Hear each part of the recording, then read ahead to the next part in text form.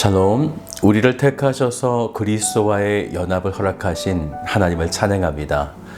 그리스도와 함께 죽고 그리스도와 함께 사는 은혜를 허락하시는 오늘 그 하나님을 바라보시길 주님의 이름으로 축복합니다.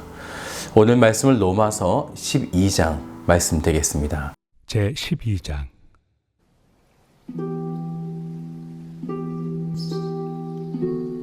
그러므로 형제들아, 내가 하나님의 모든 자비하심으로 너희를 권하노니 너희 몸을 하나님이 기뻐하시는 거룩한 산 제물로 드리라. 이는 너희가 드릴 영적 예배니라. 너희는 이 세대를 본받지 말고 오직 마음을 새롭게 함으로 변화를 받아 하나님의 선하시고 기뻐하시고 온전하신 뜻이 무엇인지 분별하도록 하라. 내게 주신 은혜로 말미암아 너희 각 사람에게 말하노니 마땅히 생각할 그 이상의 생각을 품지 말고 오직 하나님께서 각 사람에게 나누어 주신 믿음의 분량대로 지혜롭게 생각하라. 우리가 한 몸에 많은 지체를 가졌으나 모든 지체가 같은 기능을 가진 것이 아니니 이와 같이 우리 많은 사람이 그리스도 안에서 한 몸이 되어 서로 지체가 되었느니라. 우리에게 주신 은혜대로 받은 은사가 각각 다르니 혹 예언이면 믿음의 분수대로, 혹 섬기는 일이면 섬기는 일로, 혹 가르치는 자면 가르치는 일로, 혹 위로하는 자면 위로하는 일로, 구제하는 자는 성실함으로, 다스리는 자는 부지런함으로, 긍휼을 베푸는 자는 즐거움으로 할 것이니라. 사랑에는 거짓이 없나니 악을 미워하고 선에 속하라. 형제를 사랑하여 서로 우애하고 존경하기를 서로 먼저 하며 부지런하여 게으르지 말고 열심을 품고 주를 섬기라. 소망 중에 즐거워하며 환난 중에 참으며 기도에 항상 힘쓰며 성도들의 쓸 것을 공급하며 손 대접하기를 힘쓰라. 너희를 박해하는 자를 축복하라. 축복하고 저주하지 말라. 즐거워하는 자들과 함께 즐거워하고 우는 자들과 함께 울라. 서로 마음을 같이하며 높은 데 마음을 두지 말고 도리어 낮은 데 처하며 스스로 지혜 있는 채 하지 말라. 아무에게도 악을 악으로 갚지 말고 모든 사람 앞에서 선한 일을 도모하라. 할 수 있거든 너희로서는 모든 사람과 더불어 화목하라. 내 사랑하는 자들아, 너희가 친히 원수를 갚지 말고 하나님의 진노하심에 맡기라.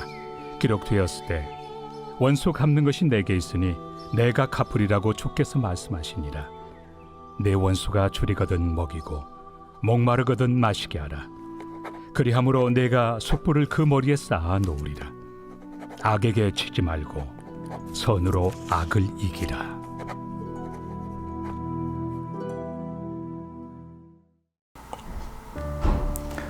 로마서 11장까지는 하나님의 택함 받은 언약 백성들이 믿음으로 의롭다함을 받는 그리스도와의 연합이 일어난 이후에 이제 12장부터는 그런 은혜를 경험한 그리스도인들이 어떻게 살아가야 하는지에 대한 실천적 삶으로 넘어가는 전환점이 되어집니다. 즉 구원받은 사람은 교회를 다니는 사람이 아니라 삶의 모든 영역에서 하나님의 방식대로 살아가는 것, 그리고 반응하게 되어지는 은혜의 여정길이 있음을 말씀하고 있는 것입니다. 그런데 이 말씀에서 우리가 주의할 것은 구원을 주셨으니 이제 우리는 하나님의 법 앞에 어쩔 수 없이 제약된 삶을 살고 굴복하고 그렇게 억지로 복종하는 삶이 아니라는 것이죠.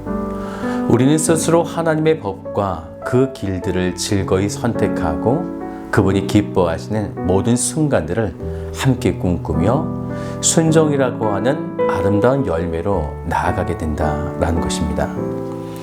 곧 그리스도와의 연합은 우리의 삶에 그리스도의 향기가 진하게 품게 만드는 원동력이 된다라는 거죠. 이제 그 삶이 어떤 것인지 기대하는 마음으로 말씀을 좀 보려고 하는데요. 우리가 먼저 1절을 같이 읽어봅시다. 그러므로 형제들아, 내가 하나님의 모든 자비하심으로 너희를 권하노니 너희 몸을 하나님이 기뻐하시는 거룩한 산 제물로 드리라. 이는 너희가 드릴 영적 예배니라.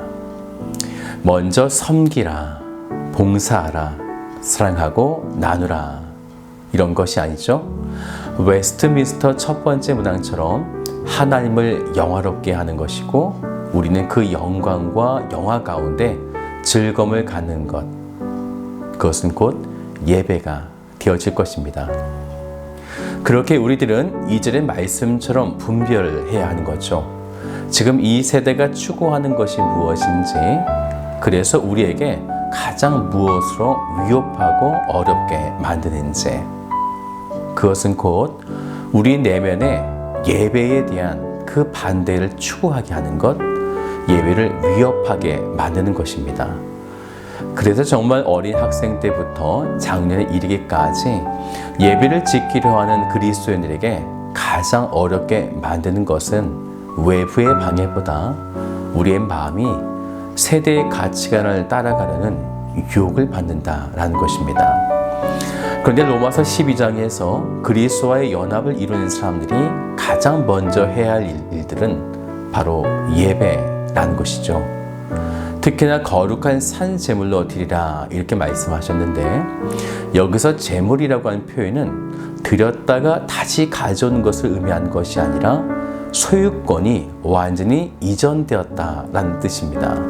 그런데 우리들은 그리스도와의 연합을 통하여 죽었을 뿐만 아니라 다시 산 존재가 되어졌기 때문에 그 살아있음으로, 곧 그리스도의 십자가의 은혜를 힘입어 살아있는 제물로 우리를 완전히 이전시키라 라는 것이죠. 그리스도 없이 드리는 제물은 이방신들에게 드리는 곧 죽은 제물이 됩니다. 그렇게 우리가 하나님의 제물이 되는 것은 그리스도의 부활의 영광의 은혜로 살아있는 존재로 제물이 되는 것, 그리고 나의 소유권을 이제 하나님께로 옮기는 것, 이것이 바로 그리스도와의 연합된 그리스도인의 고유한 자발성이 되어질 것입니다.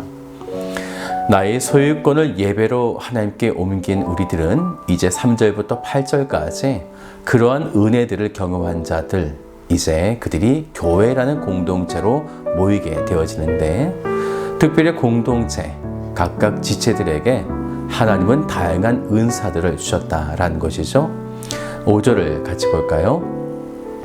이와 같이 우리 많은 사람이 그리스도 안에서 한 몸이 되어 서로 지체가 되었느니라. 교회를 이루어갈 때 중요한 것은 3절을 보면 그 이상의 생각을 품지 말고 오직 하나님께서 각 사람에게 나누어 주신 믿음의 분량대로 지혜롭게 생각하라 라는 것입니다. 이렇게 각각 은사대로 하나님께서 이끄시는 복음의 길들을 걸어가는 지체들은 하나님은 사랑하기를 그리고 섬기기를 원하셨던 것입니다. 그래서 10절을 보세요. 형제를 사랑하며 서로 우애하고 존경하기를 서로 먼저 하며, 왜냐하면 우리들은 내 안에 생명의 성령의 법과 죽음이라고 하는 이 죄의 법이 연일 싸우고 있을 때에 우리들은 늘 죄의 법이 나를 사로잡는다 이렇게 말씀하셨다라는 거죠.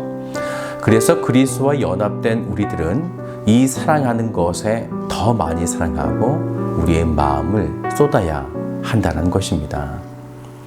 그래서 9절을 보면요, 사랑에는 거짓이 없나니 악을 미워하고 선에 속하라. 악에 속할 상들이 충분히 올 수 있다는 것이죠.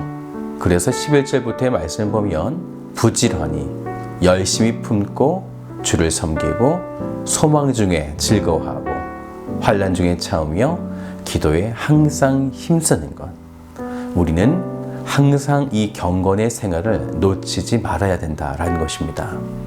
그럴 때 우리들에게 어떠한 일들이 일어나는가? 죄의 법이 분명 우리를 사로잡아가는 고통이 있는데, 놀라운 것은 그 죄, 악을 예수 그리스도의 선으로 반드시 이긴다라는 것이죠. 그렇기 때문에 우리 그리스도인들은 예수가 승리하셨음을 믿고 17절을 보세요. 아무에게도 악을 악으로 갚지 말고 모든 사람 앞에서 선한 일을 도모하라 라는 것입니다. 계속해서 18절도 보세요. 할 수 있거든 너희로서는 모든 사람과 더불어 화목하라 라는 거죠. 이제는 싸움의 방식이 바뀌었다라는 거예요. 그것은 악과 싸우지 말라는 것이 아니라 악의 방법으로 싸우지 말라는 것입니다. 그것이 바로 14절의 말씀처럼 너희를 박해하는 자를 축복하라 라는 것이죠. 왜냐하면 예수 그리스도의 십자가의 죽으심과 부활하심이 이미 악에게서 승리했기 때문입니다. 그렇기에 우리들은 더 이상 바보같이 악의 방식으로 악과 싸우지 말라는 것입니다. 우리는 새 생명, 부활의 승리라고 하는 이 주님의 새로운 방식으로, 즉 그분의 선하심으로 싸움의 방식을 바꿔 나가야 하는 것이죠. 사랑하는 여러분, 그리스도의 삶이라는 것이 무엇일까요? 결국 그리스도와 연합이 가져다주는 죽음과 부활의 능력으로 모든 악에 대하여 악으로 대항하는 것이 아니라 이제는 우리는 그리스도의 방식처럼 선의 방식으로 이렇게 새롭게 바뀌어진 삶을 살아가야 한다라는 것입니다. 오늘도 주님을 바라보며 선으로 매 순간 나아가시기를 주님의 이름으로 축복합니다.